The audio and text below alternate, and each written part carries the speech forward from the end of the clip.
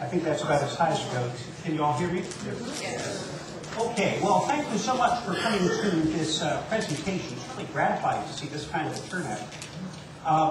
I hope I'm equal to giving you a good show. If I look a little weird, if I look a little fuzzy around the edges, it's because yesterday morning I got up in a suburb of Zurich, and I've been traveling most of the time since then. So my body is telling me it's the middle of the night here. And I was actually supposed to stay in Zurich for a little while longer. I was there for almost 2 months. I was supposed to stay through the weekend. But I came back here because I thought, when was I ever going to get such a large group to look at my photographs? So, ignore what you see on the screen, this rather fanciful title that I put in just to attract you here. What we're really talking about are my pictures from Citation. Now, I'm sure that you're all interested in the technical details, so I want to mention first. The first thing I did when I got to Switzerland, I was invited to go to this event, this Citation, which I understood was a parade, and I remembered reading on one of my geeky digital photography bulletin boards. Somebody posted the question, what lens should you take to a parade? And there's a lot of discussion back and forth, and these two lenses were the chief nominees. They may look a lot alike to you, but notice that the numbers down underneath are different. If you were photography geeks like me, you would realize these are very different lenses. So, at any rate, I happen to own both of these lenses. So I stuck them in my camera bag, and I went to the parade, and at first I put on the one on the left, the wide-angle lens, and I took this picture. Now, I apologize for the fact that this is not a very good picture. This is not a picture that I would show you under most circumstances. But the fact of the matter is that I pretty quickly decided that I didn't want to be shooting through this lens. And so I slapped on the other lens and started taking pictures like this one. And this, I think you'll agree, is a much better picture. I'm sort of proud of this one. I've got a sort of informal photography instructor back in Minnesota, and I emailed this one to him. Yes, very good. Of course, he has to say that occasionally. But as I began to think about it, there is something wrong with this picture. Now, there may be technical things wrong with the color, the exposure, and so forth, but that's not what I'm talking about mostly. Depending on what you wanted to do with this picture, it would have a pretty serious defect, because you can look at it and it's not a picture of a parade. This thing is a picture of a parade. If what I was trying to do is document the parade, it's much better for me to have pictures like this than pictures like that. Now, look at this picture. Now, I can tell you a good deal about Citation from it. First of all, this takes place in Zurich. You'll notice the clock tower behind. That's very characteristic of Swiss architecture. You'll notice in the right-hand side there are tram lines overhead and rails in the street. The trams run everywhere in Zurich. The parade was held on kind of a gray day. You'll see that people are wearing coats. It was cold. And the basic thrust of the parade is that people get dressed up in these strange, colorful costumes. And they march. And all the people in the parade, you'll notice, are holding flowers. And some of the spectators are holding flowers too. And so what happens at Citation is that the people who care about you, who are the spectators, come out and exchange flowers with you as you march. So you see it in the center. The two women are interacting. There is a flower exchange going on. That's also what's happening here, of course, although I have a touching moment of the flower exchange. You'll notice there were television trucks in the back. This was a big deal in Zurich. It was being telecast live to the entire country. Looking back at this picture, almost none of this makes sense. This is a picture that's almost completely free of content, or at least of new content. You see, I mentioned that no one, when they first looked at this picture, had the reaction, gee, I never realized that old people could be in love too. But you knew this already. This is a perfectly rhetorical picture. It tells you only what you already know and want to know. I've shown this picture to a lot of people. And I've noticed that, well, most people at least claim to like it okay. The people who like it most are old people, because those are the people for whom it is most important to affirm, yes, old people can be in love too.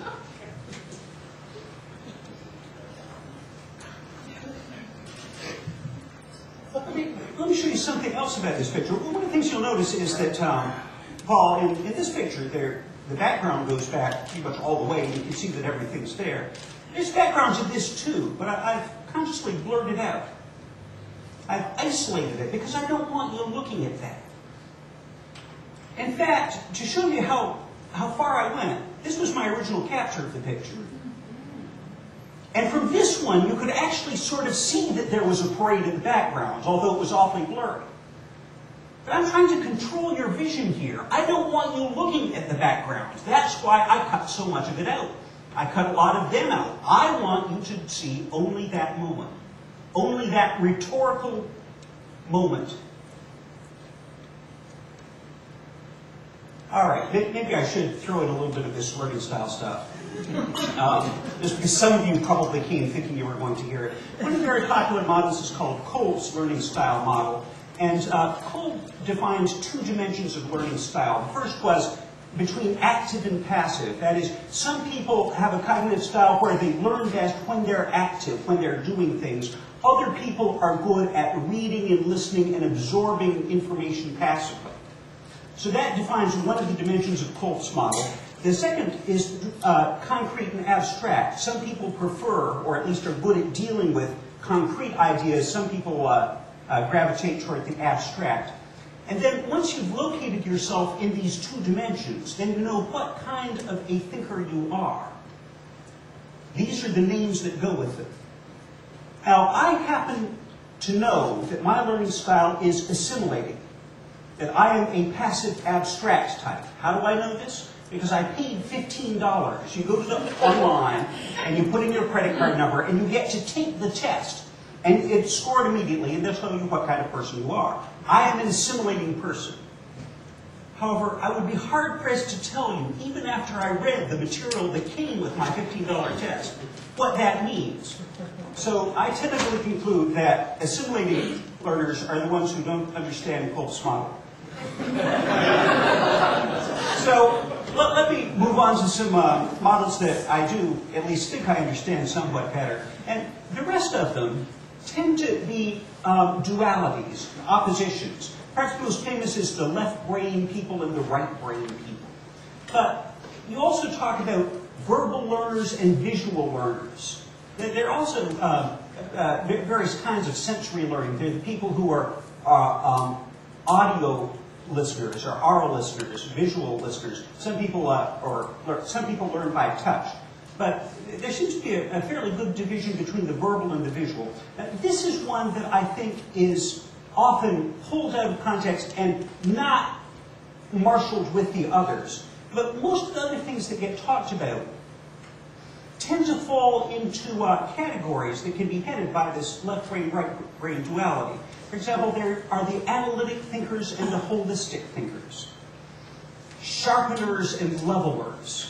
You know, the names get cuter as I go on. They're the splitters and the lumpers.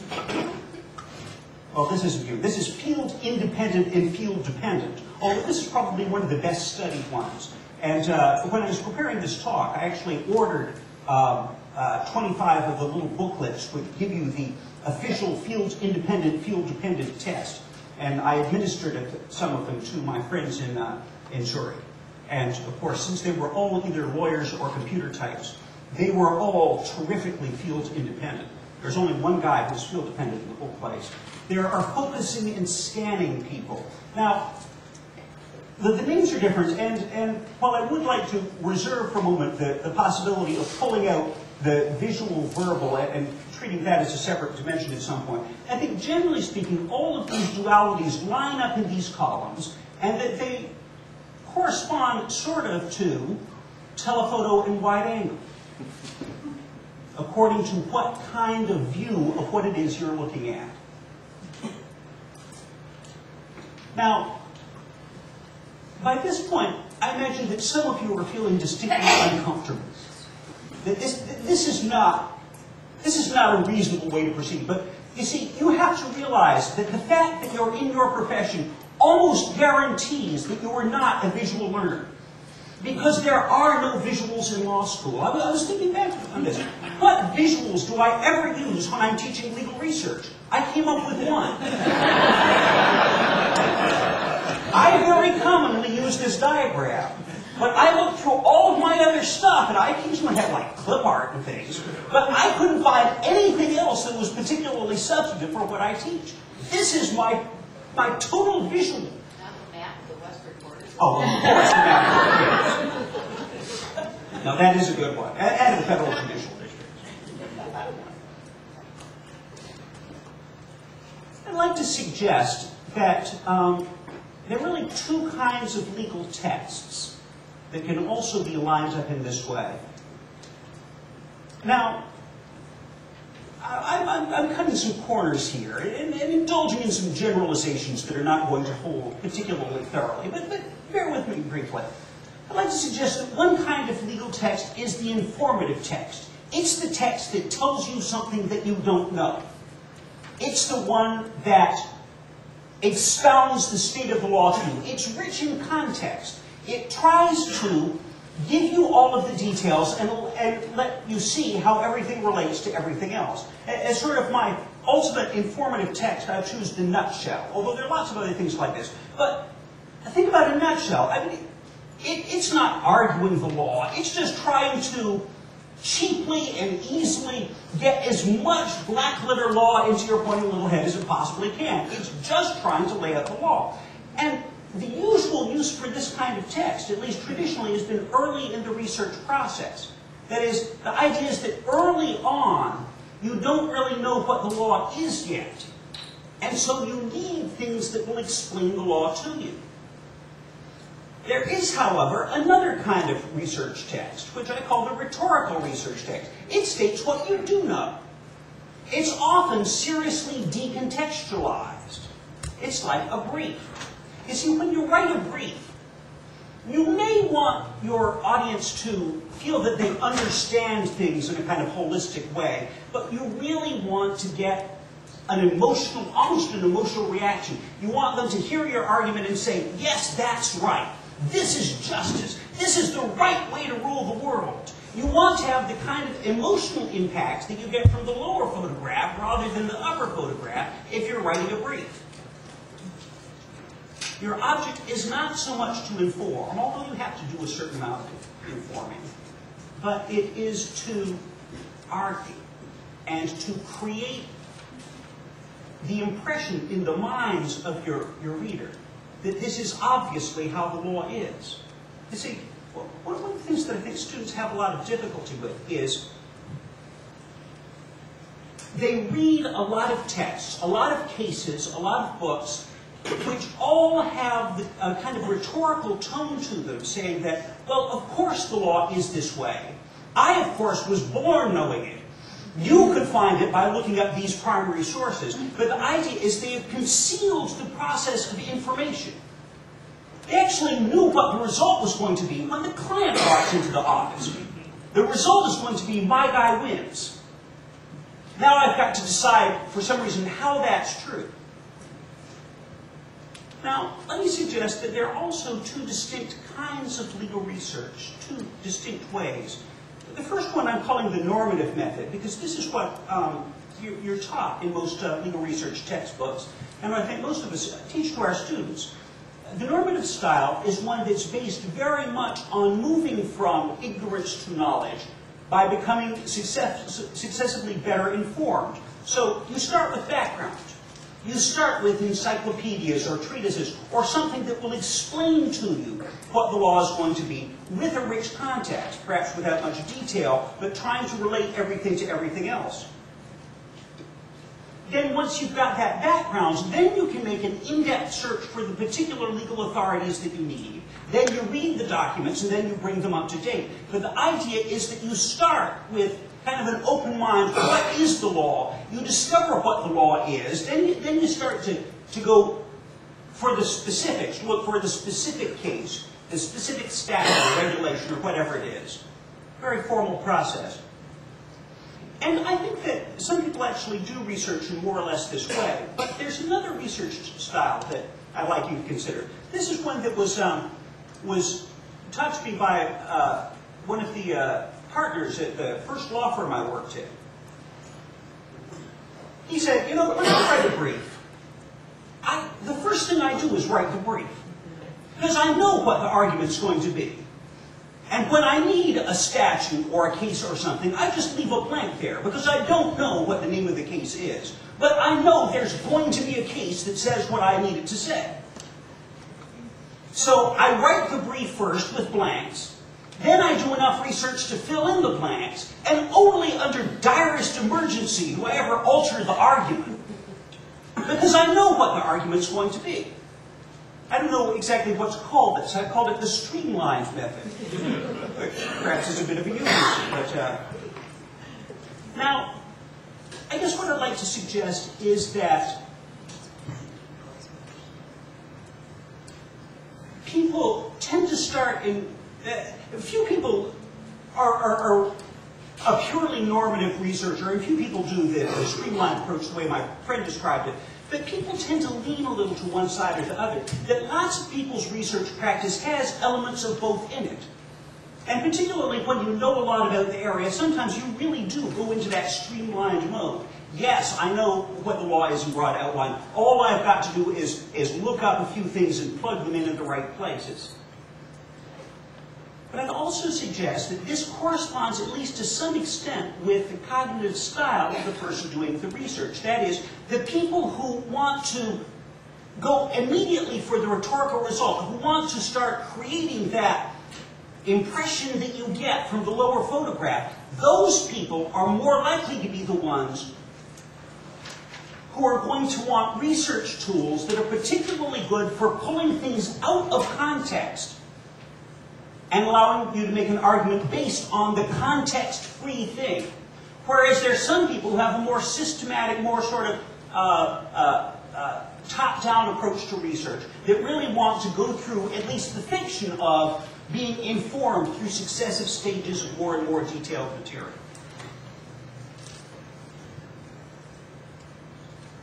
Now, the way I like to look at the legal research universe is that there are 5 basically different types of research tools. What I want to do is walk through these tools. First of all, I'll just tell you what they are. But then I want to spend just a moment or two considering each one as to whether it appeals to the wide-angle thinker or the telephoto thinker. First of all, they're narrative restatements, things like treatises and encyclopedias and law reviews. They're codifications, annotated codes. From time to time, I try to think of something else I can stuff into this category, but I'm really not terribly successful at it. But annotated codes are just so fabulously important to us that they really have to have a category of their own. There's free text searching, whether it's with Boolean searching, structured searching, or unstructured natural language searching. There is the use of controlled vocabulary indexes, things like the key number system, key search, or if you must, search advisor. And then finally, there's citation indexes, things like KeyCite and Shepard's. Now, without trying to argue for the completeness of this list, it seems to me that there are these 5 distinct kinds of tools. In fact, I think this list generalizes pretty well out of legal research into research in general, although for research in general, one wonders if one would have a separate category for citation indexes. Citation indexes just really come into play for legal research in a way that they don't often in other areas. All right, well, let's think a little bit about these things. First of all, narrative restatements. It took me a while to realize that the narrative restatement was a research tool.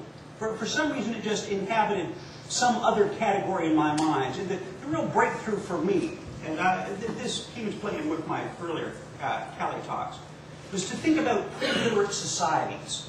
If you were a pre-literate society, how would you record your law?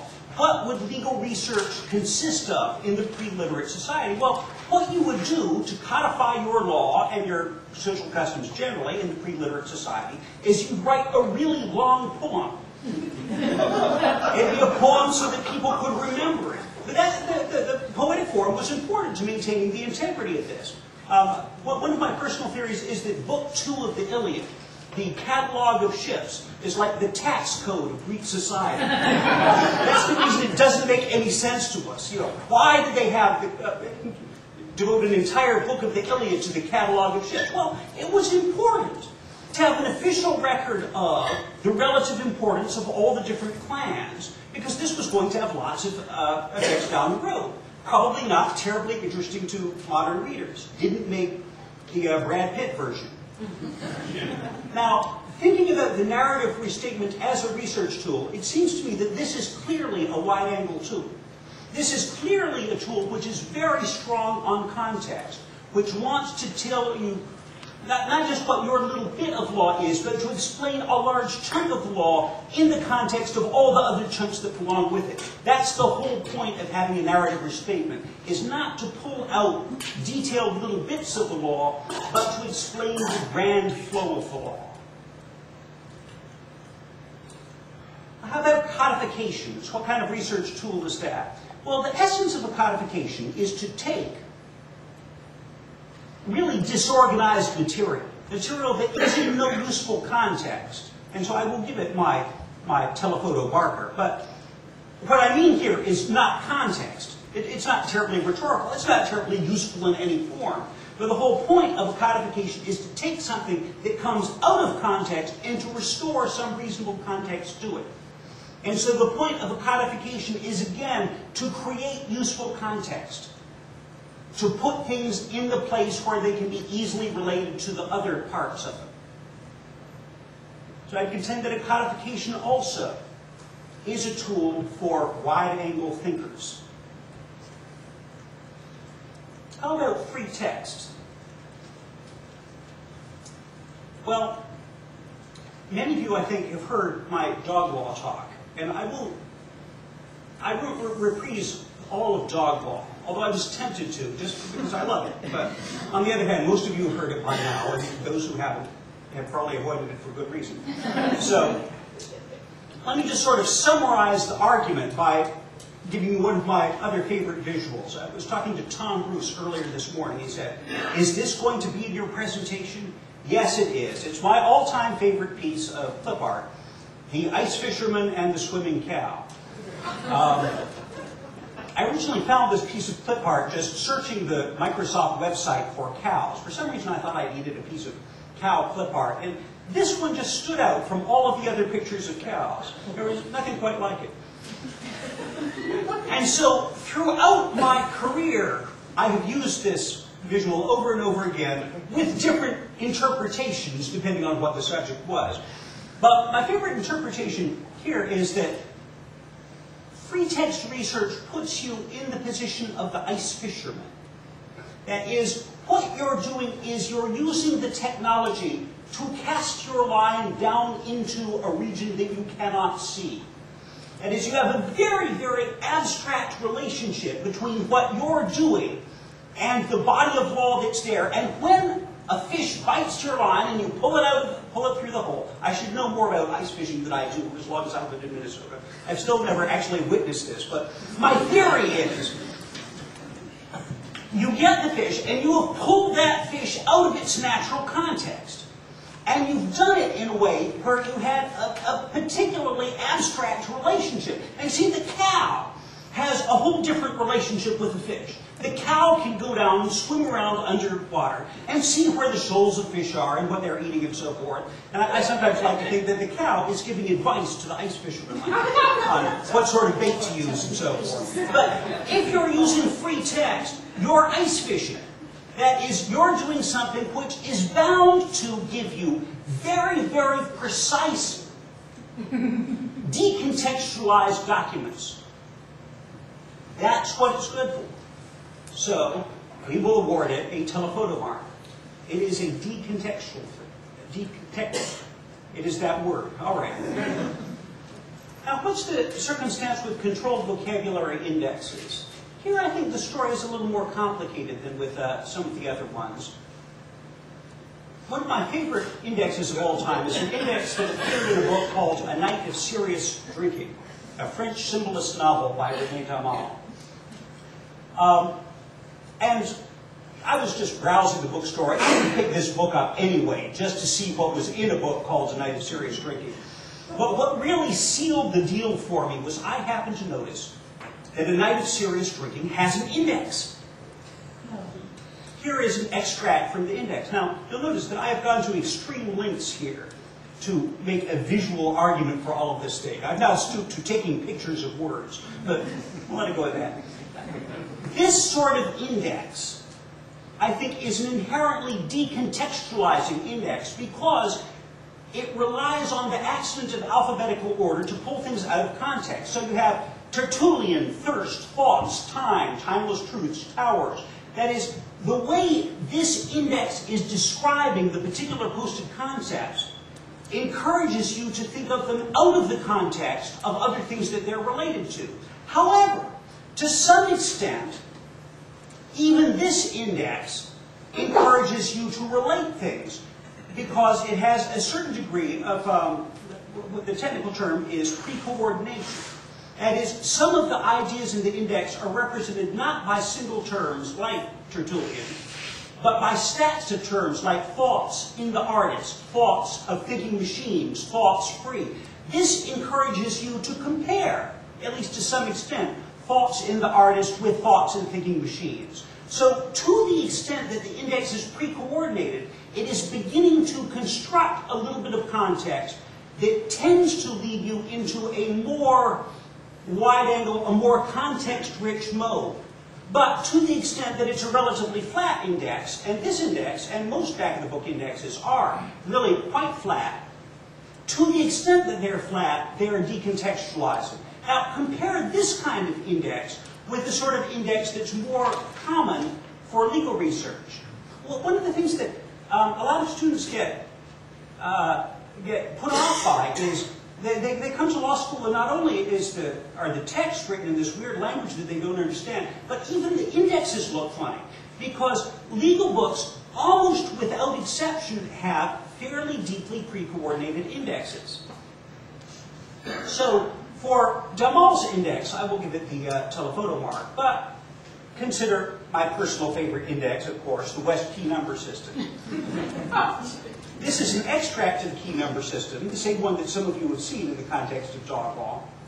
But what I want to show here is that the ideas are very richly contextualized by the depth of the index. The way I've put this display, there are 3 levels of the key number system that are accumulated at the top. The topic is sales, the Roman numeral is warranties, the large capital letter is implied warranty of quality, fitness, or condition. And then I show you a couple of levels below that with some variation.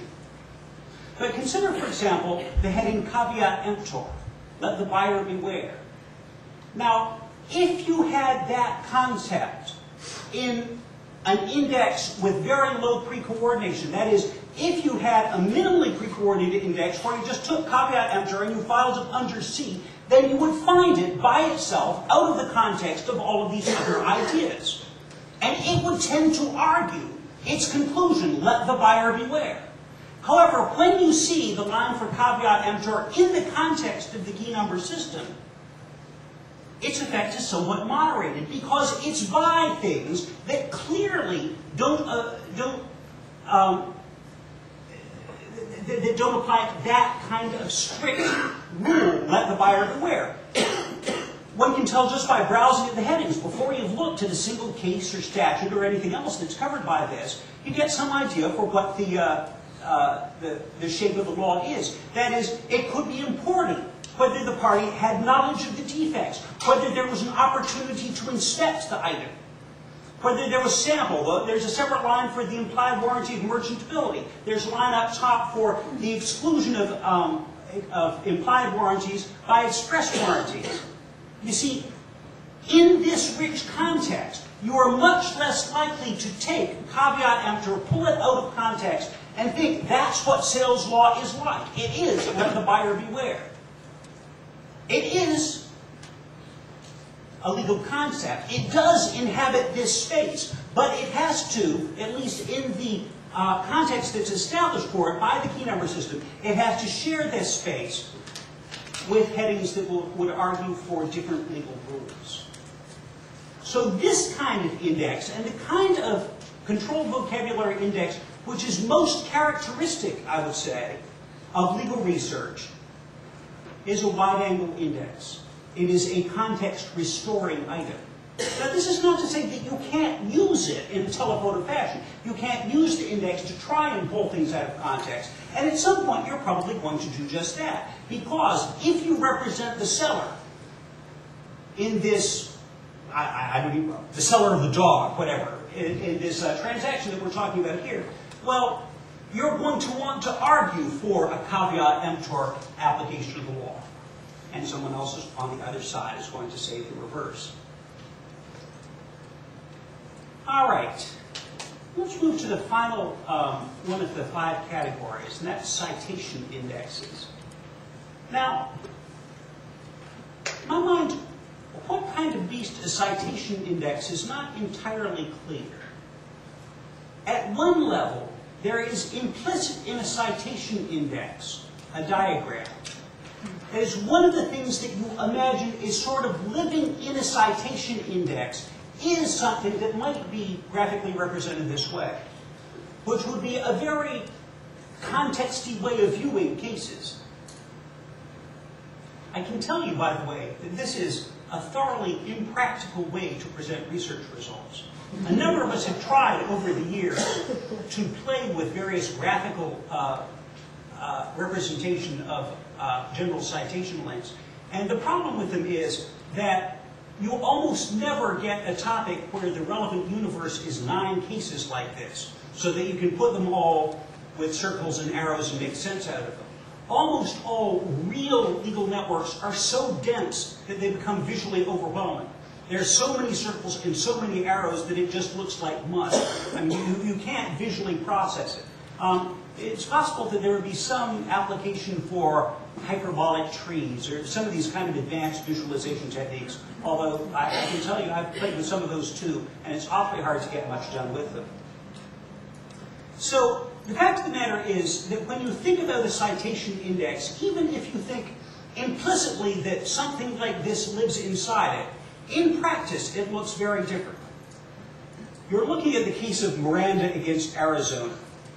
And you probably already know that Miranda is going to have literally tens of thousands of citations. That you're not going to look at all the citations to Miranda, but maybe you just want to look at the direct history of Miranda, as you just want to know how Miranda itself went through the courts. Well, unfortunately, you look at Miranda, and you think, oh my goodness, there's a list of 10 things under, oh, it's now 18, 25. There's a list of 25 things that are all related to Miranda against Arizona. Life may be too short to figure this out. Now, what I'd like to show you here is a new product that we're going to be releasing from West in about a month. And you may note over on the left, graphic direct history with a little picture of a diagram. What this product does, when you click on it, you'll see something like this. Does this look familiar? Yes, it does. We are rediscovering our one diagram. Oh my goodness! The point is, by looking at this diagram, you can see things about Miranda that you could probably figure out if you stare at that 25-element list long enough. But they become sort of more apparent here. For example, you can tell just by looking at this for a moment or two that Miranda was a case that consolidated 4 cases on appeal. Only the one on the far right, by the way, is Miranda. The others, in fact, the really complicated one on the left, is a different case. The way the system works is most of the time you're going to click on this and you'll get really stupid looking graphs. You'll find graphs that look at most like the graph on the right with 3 boxes. And mostly they'll have 2 boxes, and often they'll just have 1 box. a lot of times there really isn't a whole lot of graphic scope in a direct history because cases aren't all that complicated. But sometimes they'll be more complicated like this. And so when that happens, the system automatically shrinks it down so that you can see it on the screen. You see, it's in this case, it shrunk it down to 20%. And then you can roll over any box, and the text of this box will pop up so that you can see it. So you roll over the main box, one with a star that suggests this is the box for the case you key cited, and you'll see what's it. And then you can go down and see, oh yes, here's the Westover case. If you want to, you can blow the whole thing up to 100%. Now it will no longer fit on your screen, but you can pan around, and you can see what else is going on. So you can see that that big complicated thing over on the left was people against Viniera.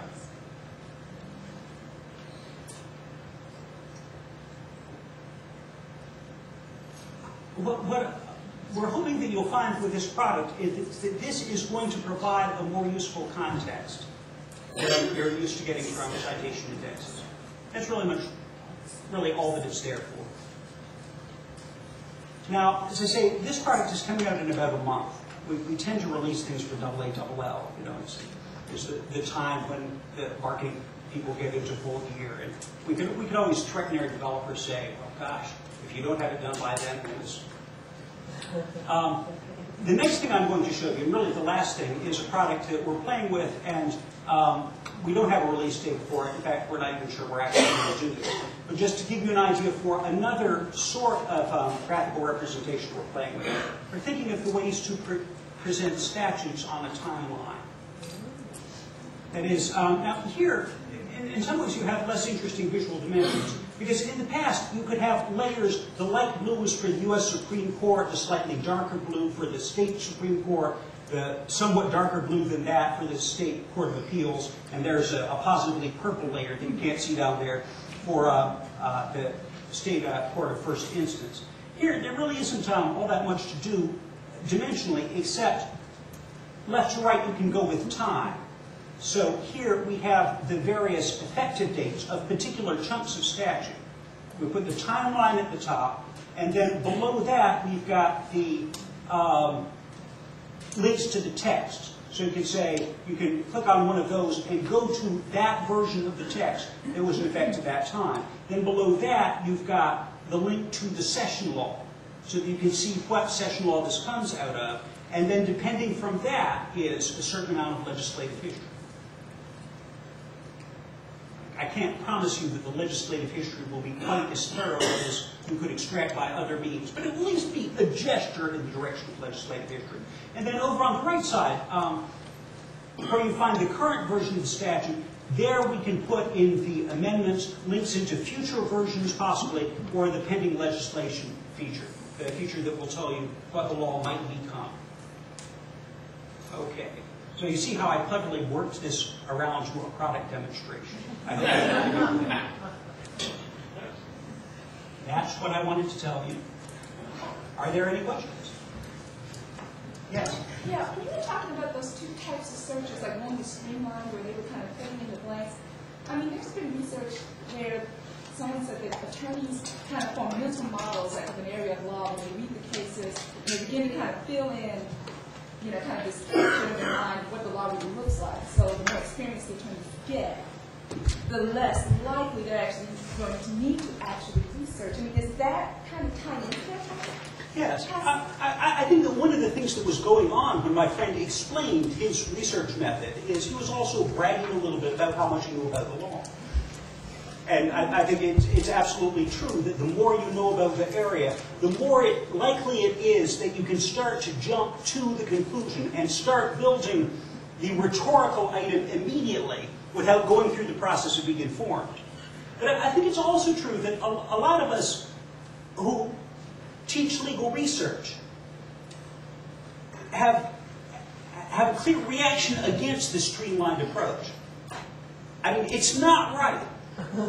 You really want, if you're a librarian, to believe that the stuff in the library is informing you in some sense. Although I don't know, I've met a fair number of law librarians who would be good legal realists, and this streamlined approach is definitely the legal realist model. You decide on other grounds what the law is going to be, and then you fill in the blanks. Yes?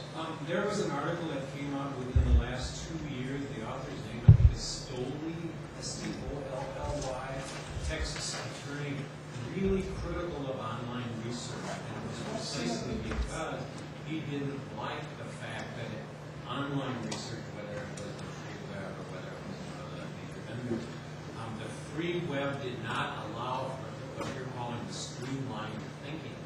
And he already knows the law, knows his brief, and has to find the cases, fill them in the hole. But that the students who've been trained on online resources can't find the context, can't argue an analogy, they miss the cases that need to fill in. Yeah, no, that's a very good point, that if you have a strong mental model of what the law is going to be, and if you're confident that that's the model you're also going to find in the research tools, in the treatise, or the key number system, or wherever it is you're going to look, then perhaps you get a more streamlined approach, because what you're going to find is going to reflect what's already in your mind, and it's going to guide you in that direction in a way that will be harder if you have to do it just by guessing the words that are going to occur in the document. That's a very good point. I mean, I like this. I sort of professionally am a cheerleader for controlled vocabulary indexing. I like it, both occupationally and also just genuinely personally. I think it's a good thing. And I'm glad to have another argument for it. Yes? When you talk about the free text searching, where would you put the new developments, editorial enhancements, like results plus and the like, which take that, here's the case out of context, but yes. By the way, now, here's a whole bunch of secondary sources that have put it in. Funny that you should mention results plus, because I do think that this has a sort of important role in this. First of all, I think that a lot of us who have absorbed the normative model, that is the right way to do research, is to start with the treatises and then work your way into the detailed sources as you become more informed.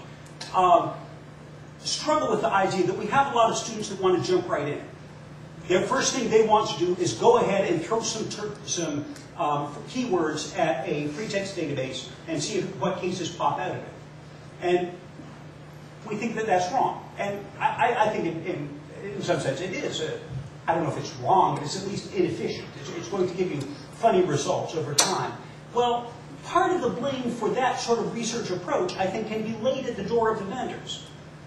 Not just West, but West and Lexis also, because for a long time we had a huge collection of primary law and not all that much in the way of secondary and analytical. And so we wanted to teach you a research style that had you diving right into the primary law. That's where we were strong. Of course, now it's come to pass that all of the third parties that used to own the high-value analytical stuff have been snapped up by one or the other of the big gargantuan systems. And so we now each have an almost non-overlapping, but still reasonably complete if you put everything together, collection of secondary sources. But we still haven't adjusted our interface or even our model into teaching people to do that kind of research. So one of the things I think that Results Plus is good at is it's dragging you back from premature case law. That is, you throw a few cases at a case law database, and something comes back, but it doesn't look very good. There, over in the sidebar, you find the sort of thing that you probably should have read first. The encyclopedia article, or the chapter of a treatise, or whatever else it is. So I like to think of it as a wholesome correction to a problem that is, at least to some extent, a problem of our making. But it's not entirely of our making. This is also the kind of research that you associate with Google and so forth. People come with a deep predisposition in favor of detailed free text searching nowadays. I mean, I'm old enough that I remember the time that you had to talk people into free text. You had to explain what it was and how good it was. Now you have to explain to people that there are such things as indexes. There really are people who don't know that. Other questions? Yes? I don't know if this is a relevant distinction or not, but one thing I'm not sure we're good at telling our students is that you do research for different reasons. And one is the client comes to you and says, what is the law in this area? I need to plan my course of conduct. I need some counseling on this. And the other one is, he says, I already told this guy I wasn't going to buy him 2 tons of coal. Now figure out a way where I don't have to pay him on a contract. So you've got a counseling and advocacy, traditional kind of thing. It seems like doing the normative type of research lends itself to figuring out what the law is, what our course of conduct in a rational world should be. Yes. And the rhetorical is, I already did it, now can you either get me off the hook or get the other guy on me? Yes, absolutely. Although one of the things that I can tell you from the sort of market research that we do is that the litigators, the people who already know what side they need to be on, consume vastly more research services than the planners do. And this is at least in part because we don't have the right tools for the planners. They want a different kind of document. But it may also be because we have built in this preference for a style that lends itself to the rhetorical use, that is, pulling a few documents out of context. One of the areas that I think we're going to see as a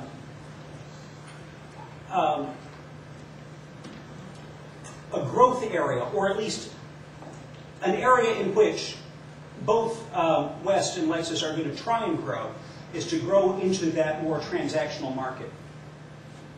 There are a few things that just drive me up the wall. When we're talking with marketing people, one of the things that I hear over and over again is, our market research shows that the partners aren't using Westlaw very much. It's only the associates who are using Westlaw. I want you to figure out how to make the partners use Westlaw. These people just don't get it. These people don't understand that it becomes a badge of your progress through the profession that you don't have to do this for yourself.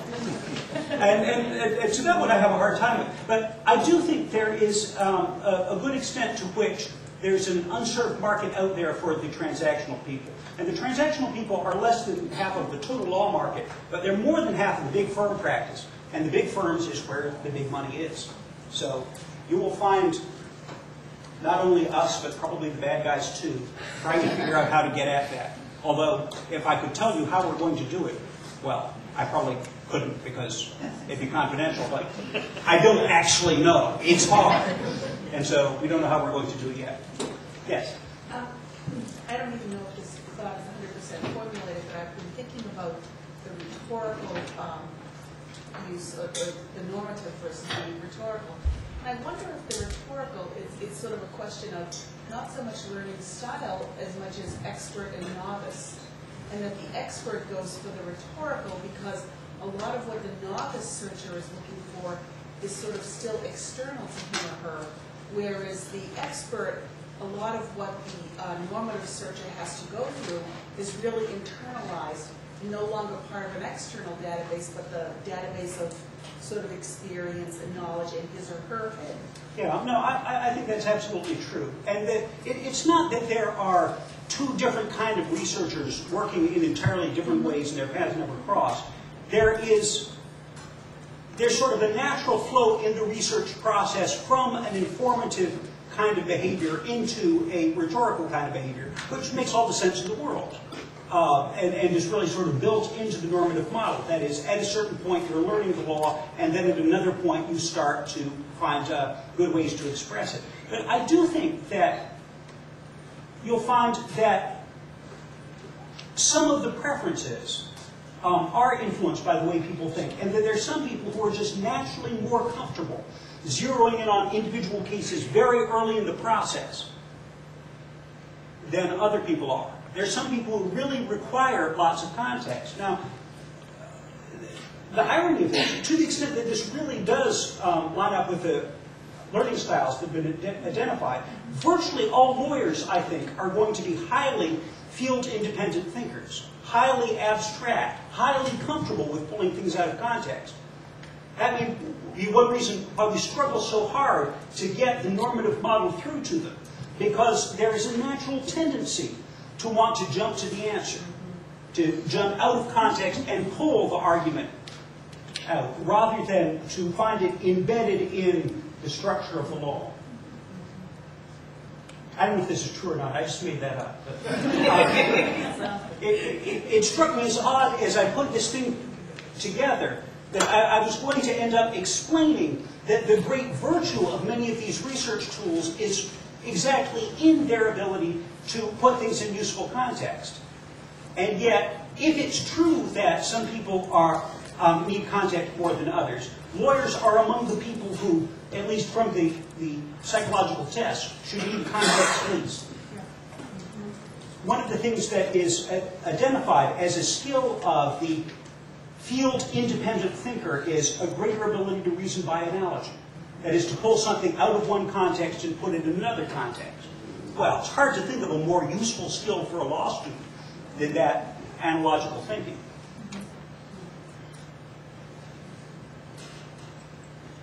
Any other questions?